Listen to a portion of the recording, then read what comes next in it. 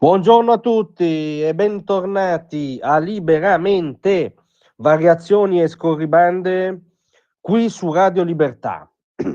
Allora non c'è solo diciamo un certo clima mediatico, una certa propensione intellettuale improvvisamente che perde diciamo improvvisamente i freni inibitori e si mette chiaramente a tifare per la Cina comunista contro l'orco Donald Trump. Questo è il clima medio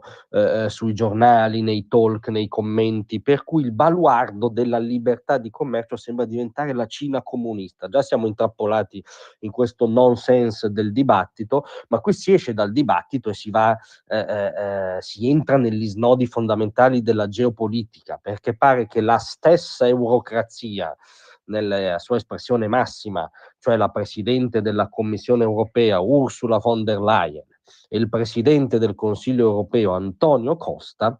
diciamo ormai anch'essi abbiano perso i freni inibitori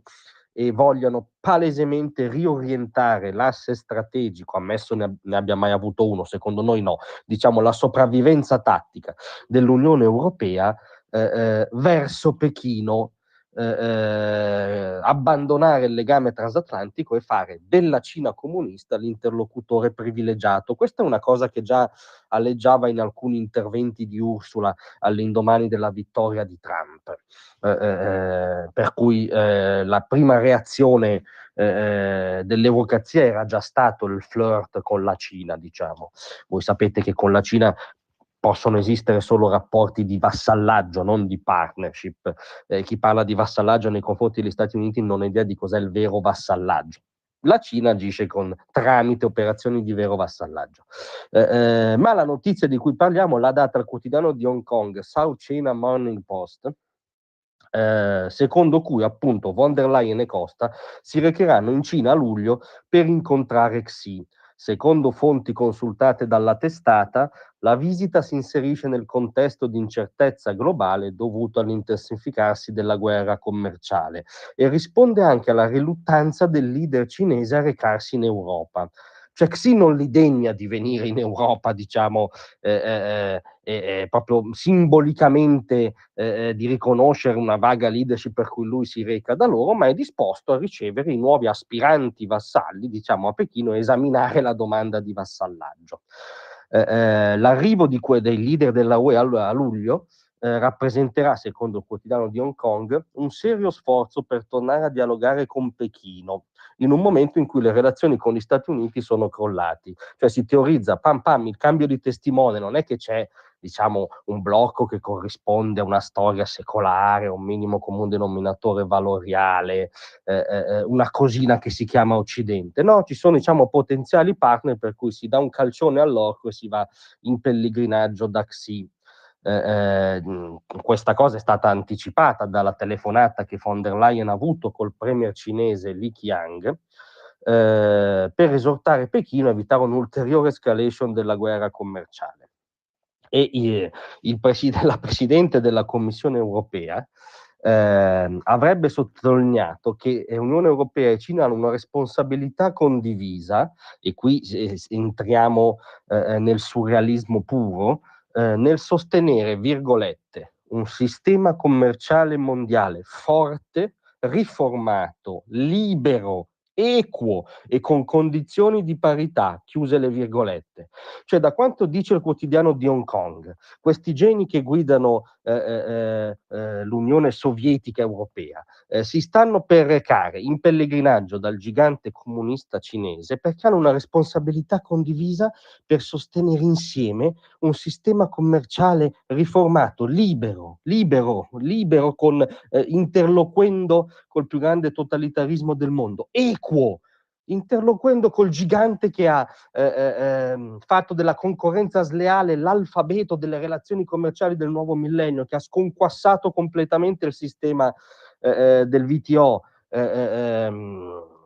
diventando la fabbrica del mondo anzitutto perché non conosce diritto del lavoro e appunto concorrenza leale, ebbene con questi vogliono impostare un sistema equo e con condizioni di parità, impostare un sistema del commercio con la Cina con condizioni di parità,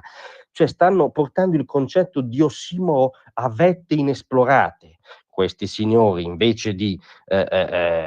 aderire lucidamente allo schema Trump e quindi trattare una politica commerciale transatlantica comune il più possibile libera e nell'interesse dei cittadini occidentali, che è quello che ha in testa Giorgia Meloni, che va a Washington con l'idea sacrosanta dei dazi zero sull'asse transatlantico, anticipata anche da Elon Musk al congresso della Lega. Non tutto questo, ma impostare un sistema commerciale libero, equo, con condizioni di parità con la Cina, che è esattamente l'entità che ha reso il sistema commerciale globale non libero, non equo, non con condizioni di parità, insostenibile per vari strati dei popoli americani, europei e occidentali. Come dire, vivono in una realtà parallela e soprattutto non si rendono conto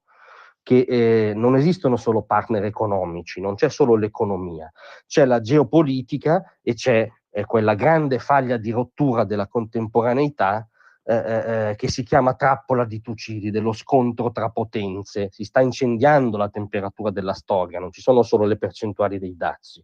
Di fronte a questo incendio, loro signori non dovrebbero avere il minimo dubbio su con quale potenza stare, quella americana o quella cinese. In effetti non hanno dubbi, nel senso che pare stiano con quella cinese,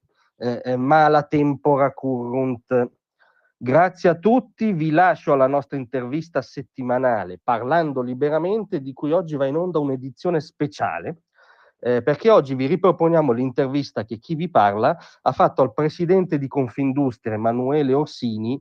al congresso della Lega. Ve la riproponiamo perché la giudichiamo un'intervista